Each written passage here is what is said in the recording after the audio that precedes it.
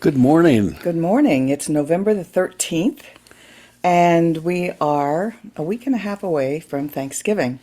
So, our topic today is gratitude. And we're actually going to talk about gratitude two times, today and next Sunday. Today, we're focusing on gratitude for our past. And we're going to begin with an affirmative prayer or a spiritual mind treatment. Instead of doing the reading I usually do by Ernest Holmes, we're going to do it ourselves. So, join us and knowing that there's only one mind. That mind is the mind of God. And our minds are a part of that. We live and move and have our being in this thing that we call God. And so we know today that as we are one with it, we are grateful for that understanding. We are grateful for that knowledge that we are an expression of the divine. And as we know that, we let go of any ideas of limitation that we ever have been told about ourselves, that we are puny little humans and sinners and anything negative you can think of. We totally release that into knowing the truth of ourselves, which is that the divine is always expressing through us and waiting to express more and greater through us. And so we're grateful for that understanding and that knowledge. And we look back at our total past, every bit of it, and are grateful for it. We're grateful for the lessons we learned. We're grateful for the hardships as well as the wonderful times, for they have taught us wisdom. So we give thanks for this understanding, and we now release this prayer, this treatment to the universe, knowing that it is so, and so it And so is. it is. So I asked Bob, since it was his idea to do this gratitude for the past and gratitude Hmm. for the present, what he was grateful for about his past. Yep. Pretty much, pretty Everything. much. Yeah, you're right. Let me look at, because now that we've actually thought about it. Well, I think as I look back, I realized the most challenging times, the hardest times, are the times that have taught me and given me the greatest strength and the greatest understanding and the greatest wisdom. And so I have to actually say thank you, and I'm grateful for the mistakes I've made, for the things that have happened to me that I didn't like at the time, that I was able to get through. Because it's so easy to discount what we think of at the time as negative, but in fact later become the lessons that we've learned from. So I also thought I had a really, really, crazy family upbringing, and yet at the same time, it positioned me to be an observer of life in a way that I wouldn't have been had my family of origin been healthier and had we stayed in one place long enough that I could have belonged to a community or to a group.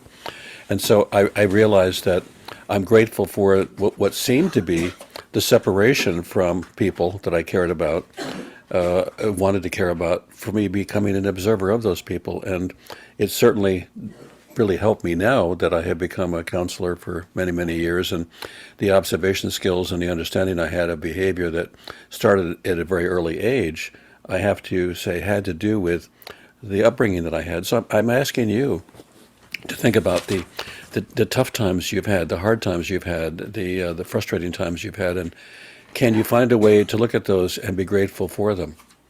And if you can, it changes the history of our experience into something that we can feel positive about rather than negative about. I'm grateful for the scars I have, the reminders of the things that have happened to me that I've survived and gained courage from. Uh, One of the things that really struck me when I got to thinking about it was as I get older, I find it takes more courage to do things that when I was younger didn't seem to take as much courage. And I thought, have I lost courage, or have I lost that youthful energy? And I thought, actually, no. I did a lot of things when I was younger that I had an innocence about. I had no clue that negative things could happen or that it might not go well. And as you have more experience, it takes more courage to do something where you know the outcome could be very negative or disastrous. than when you were young and you didn't have any idea of an outcome. You just went blindly into it, and succeeding was great, but it didn't take the courage to be young as it does to be older, and the courage to say yes to something when you know that there could be multiple results from that. I think the first time I learned how to play chess, I learned how to make the moves. I had no idea until I played chess for a while how many infinite moves were possible and how many ways I could move in the direction of winning or losing. Well, one of the things, but I think all of us would just like to be happy all the time and have our life have nothing but wonderful experiences. And it takes a little age and wisdom to realize that our greatest growth has come not from our good times, but from our hard times.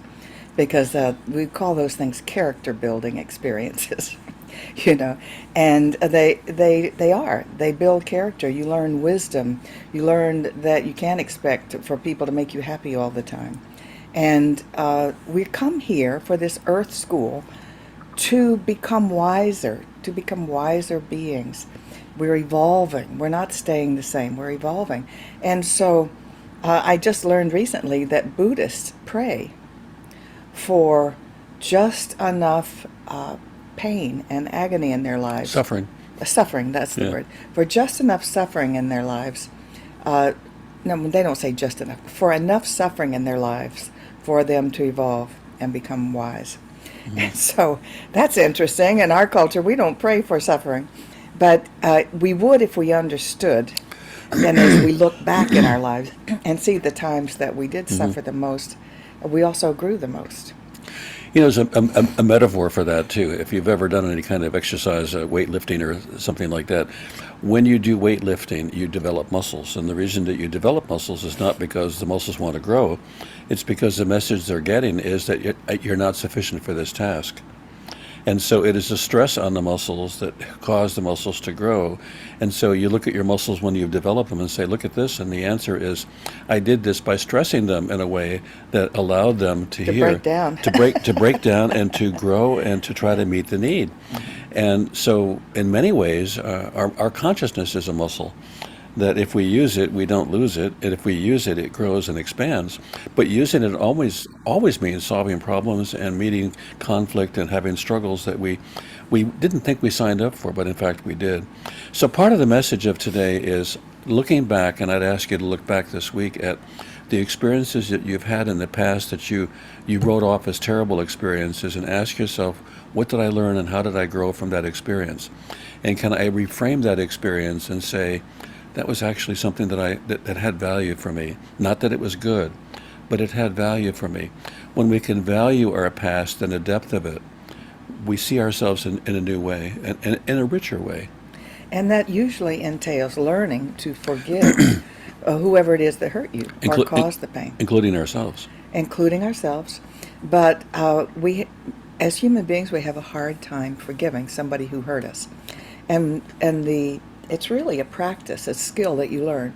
And you learn to let go of blaming them because you understand that this was for you, not against you. That's really critical. critical. It doesn't mean it was okay for a person, any other person, to do something that hurt you or harmed you.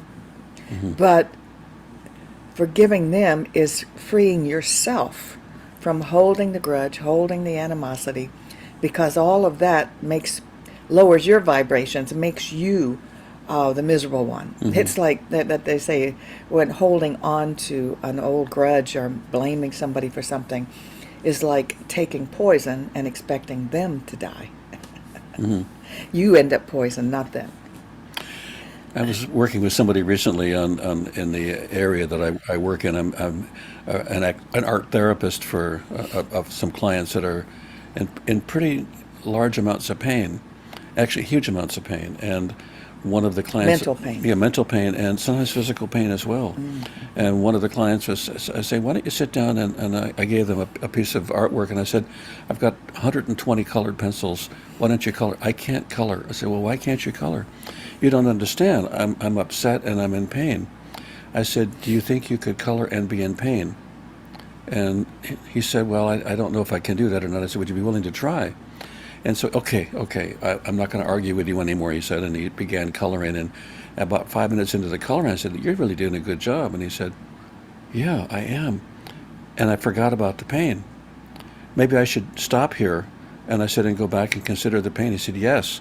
I said, and considering the pain, tell me how much that's ever helped you. And has it made it better? And he said, well, it actually doesn't change anything. But I keep thinking that if I focus on the pain, somehow I can make it less. And so at the end of he did this quite an interesting piece of work that I gave him to color, and he colored the whole thing. And I said, so tomorrow, when you get up in the morning, do you think you're going to have your pain? He said, oh yes. And I said, and do you think you'll have the colored picture that you did? He said, oh yes. I said, so you'll have more tomorrow than you had when you started out with your pain. He said, I never thought of it that way. I said, so maybe what you could do is to decide to do things in spite of the pain and not just focus on the pain. But it's so hard to do that, and it is hard to do that. It's hard when we're in pain not to want to talk about it in some sort of way or express it in some sort of way, when sometimes what we need to do is what we're talking about today. Can I go back and be grateful for the things that have happened in the past? Can I step away from the pain? And can I be anywhere else other than just in that pain? And what I know about pain for myself, and I've had my own fair share of it, is the more I look at it, the deeper it gets. Yes. So when you can be grateful for the growth you had from the experience, it's not the experience, that lifts you up. So we started thinking about all the things we were grateful for in the past, because we want to separate the past from the present. And I'm very grateful for having had loving parents. They were by no means perfect parents, but I didn't know that at the time, so they were perfect for me when I was a child. Best ones you could get. Yeah, and they were very loving. And I'm grateful for some of the places we lived and the things that I learned. And so when you just go through that, you realize, oh, there's a lot to be grateful for. I'm grateful for the fun that I had in my 20s, traveling and around the world with my first husband and that family. And I'm also grateful that in my 30s I found this teaching, the science of mind, or metaphysics, now called Centers for Spiritual Living, but the teaching is science of mind, because I had been a seeker since I was a child, and studied lots of things. I wanted the truth, the spiritual truth. Mm-hmm. And when I heard what I heard in the centers, which was nothing but positive, loving things about God and me, I was just transforming. I just opened the Science of Mind magazine, which is our teachings magazine, and I opened to a place on the daily guides. There's the thought for each day, just to bring you into the consciousness of truth. But there's a quote from Ernest Holmes, and this sort of sums up what I heard the first time I went to the center. Your soul belongs to the universe. Your mind is an outlet through which the creative intelligence of the universe seeks fulfillment. Mm. That was by Ernest Holmes. And do you know how different that is from having heard all your life, don't do this, do that, you're not this enough, you're not big enough, you're not smart enough, you need to be more this way to be successful, you need to be more that way, you need to weigh more or weigh less or have more, your body proportioned in this way. It's always about not enough. You are not enough. There's always more perfection you can gain. And to be told that your mind is an outlet through which the creative intelligence of the universe seeks fulfillment, it's like, whoa, I am so much more than I ever thought I was. And I'm so grateful that I was introduced to that concept when I was just 30 years old, because it has shaped the rest of my life. So, yeah, I'm grateful that at the age of, I think, 15, I discovered Edgar Cayce. And discovering Edgar Cayce was my opening of a door to a spiritual world that I don't think I could have gotten to any other way. And it was just, it opened all the doors to all of my spirituality from that point forward. But interestingly, if you were to say to me at that time, is this a significant or important life event, I would have said, no, I'm just opening the door and looking in to see what this is all about. When I look back at that, I realized it was a major point in my life. Another thing, a grateful moment, I was in school having a very hard time, and my family was having a very hard time, and I was taking an optional course in psychology, and the teacher after school invited This me, is at what grade level? probably seventh, eighth grade, Okay. and the teacher invited me to a lunch at her house, and I went and had lunch, and she knew the level of pain that I was in and the amount of struggle that I was again having, and she provided a kind of comfort that I couldn't even understand and couldn't get enough of. And I look at those are pivotal people in our lives who changed our lives, who change our lives. And you look back and say, well, I am so grateful for that experience. And I can't even begin to explain how wonderful that was. Yeah, just to have one saying, you're good enough for me to invite to my home. Yeah, You qualify. That was wonderful, yeah. Mrs. Ritchie. Mrs. Yeah, Ritchie. yeah. Well, I am grateful for. I wasn't so grateful for my siblings at the time. I'm really grateful that I have them now. There's a lot of sibling rivalry and squabbling. When you're kids, you're not sure you're Right. grateful for them. But I am. I'm grateful for the babies that I had and was able to enjoy babies and small children. That was a wonderful time in my life. And I'm so grateful that I met a person who feeds back to me much of what I learned in Science of Mind. You're wonderful just as you are. I'm glad you are the way you are. I like being with you. And so it's been a very fulfilling relationship. I feel like I found what I always had wanted, which is that is actually a lot like my relationship with my mother. Total unconditional positive regard, and that just allows for safety and growth and sharing and intimacy and all of that. So I'm very grateful for that. And although it was in the past, it's also in the present. That's nice. That's nice too. Yeah. And we'll look more at the present and the future next week, and I think and you can begin to savor the taste of each day if you can, and even share. What I'm going to ask for those of you who stay on afterwards today, and we have a great conversation usually when we're finished with this. Sometimes the best of our time is even after we stop recording and people share, to share from the place of what you're grateful for From the and past. yeah, for the past, and it'll be fun to hear from people about what they've what has happened to them that they're grateful for. But I really want to focus on looking back at the things that are still hanging on to you in a negative way, and seeing if you can look at what you might have gotten from it, or how it might have helped you, or how it might have supported you, how there might be value in it that you hadn't seen.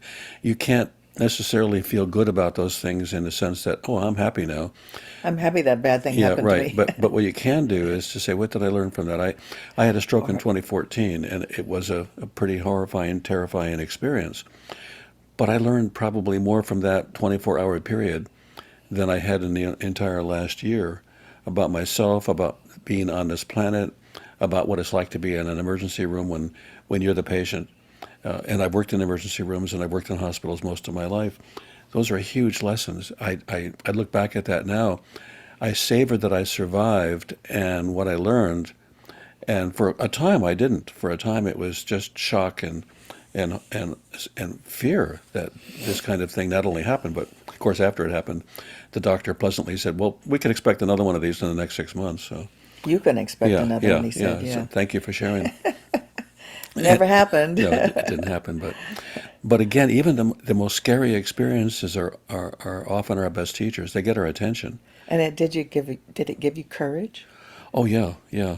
Oh, and one of the things that I discovered, and I won't go into all of it, but when I was in the emergency room, I had a stroke. But what I didn't want to be was the stroke in 4A. And I wanted to be a person. Anonymous. Yeah, I wanted to be a person who was experiencing a stroke, not a stroke. And why I say that is because often our identifier is not who I am, but what's going on with me or what's wrong with me. When we worked in the eating disorder program, many of our clients would identify themselves as I'm an anorexic, or when I would take people to an AA meeting, they would say I'm an alcoholic. Well, I would say that you're a person first, and you have alcohol as a problem. And I know that that can run contrary to some The some 12-step people's programs, yeah. but I would say that you're an alcoholic in terms of your behavior, but not in terms of your personhood. You don't give up your personhood for a disease, and you're going to have to dance with that. Many of us, as we get older, have conditions we have to live with, but we're not the condition. I love it when they identify themselves as a grateful recovering alcoholic. Yeah. Yeah. Uh, So it states the problem and the status of the problem without identifying yourself as the problem. And so if you identify yourself as the problem that you're having, it's going to be hard to get to where you want to go from that place. yeah. So one of the things that you mentioned earlier yesterday when we were talking about this is that when you overcome those hardships, like the bully that wanted to beat you up and whatnot, Yeah. you learn courage. You Yeah. learn courage. So see, those hard things are character, Yeah. character building. What do we call it? Another. Let's see. There's an acronym for that. Well, I think of it too late, but it's something like ANAF or something. Another friggin' learning experience. Yeah. That's close. That's close. We are going to have other people see this, and some of them will be. Yeah.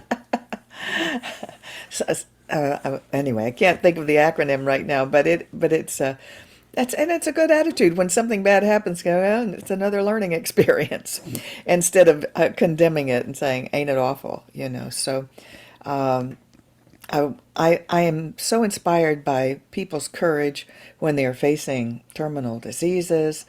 We have a woman in our group who has ALS. Her muscles are deteriorating. She can't move her arm at all. She needs care. She is losing her ability to speak. And through it all, she is just in total peace. She is so aware of her spirituality as her essence that she is at Hmm. peace with what is happening. And I'm so inspired by that courage. My son never complained as he had a terminal disease and passed this summer. He never once complained. He never once said, "Why me?" And I've seen people say, "I've been so healthy all my life, I can't complain now." So there's always a lot to be grateful for. And you know, Meister Eckhart said, who was a mystic in the 1200s, he said, if the only prayer you ever say your whole life is thank you, that will suffice. Really. Because gratitude is the highest vibration you can achieve. And so whenever you're down or upset, just sit down and ask, what do I have to be grateful for? Now or in the past, Hmm. any kind of gratitude, because it is a great gift for you to be in the physical right here, right now. You may not think so, you may be in pain, you may not like it, but it was a great privilege for you to get to come here and be a human being at this particular time on our planet right now. So think about that and how grateful you are for that privilege. Well said. Well, thank you. Yeah. And so now I think it's time for us to wrap up. Would you like to do a closing prayer? Sure. Sure. So let's just, I won't say let's come together because we are together. And in a very real way, we've always been together. And often we experience our lives as separation when in fact there is no separation. There's no separation between us and those we love. There's no separation between ourselves and spirit. There's only the artificial separation that we often hold and keep ourselves from connecting to. So what I want to say now is you and I, right here and right now, are whole, perfect, and complete. We are right here and right now, all that we ever wanted to be and all that we can be. And we are all doing extraordinarily wonderful and amazing things with this life that we have, even when we don't see it or recognize it. So I affirm right here and now that we are complete, that we are whole, that we are magnificent, and we are divine. We are connected, that what we have to do, we do gratefully, we do with joy, we do with infinite longing to have even more unfold from within and around us. This is our party, and we say thank you, and so it is. So it is. And so now we are going to, Stop the recording. oh, well, no, we're going to do a screen share. Oh, Did yeah, you have the, I sure do. Yep, and here we go. Yeah, so this is the time when we invite our viewers to, if they appreciate and enjoy the lessons that we teach, to support our Center for Spiritual Living of the Palm Beaches. And you may do so by going to that website and clicking on a button at the top that says Ways to Give. And so we like to do an affirmation affirming our good and our supply. So say along with me if you would. My investment today is made with the full realization that God is the source of my supply and returns it to me enriched and multiplied. And I'd like to do a shout out to the person in California who just won $2 billion. Please Yes. feel free to donate as much of that as you want to, Yes. because this is a ministry that is not free. And what I like to say with this word, my investment today, when you give, you are investing in your prosperity. Yeah. Because you must give in order to receive. You've got to open up the channel of circulation. And so now let's stop the recording.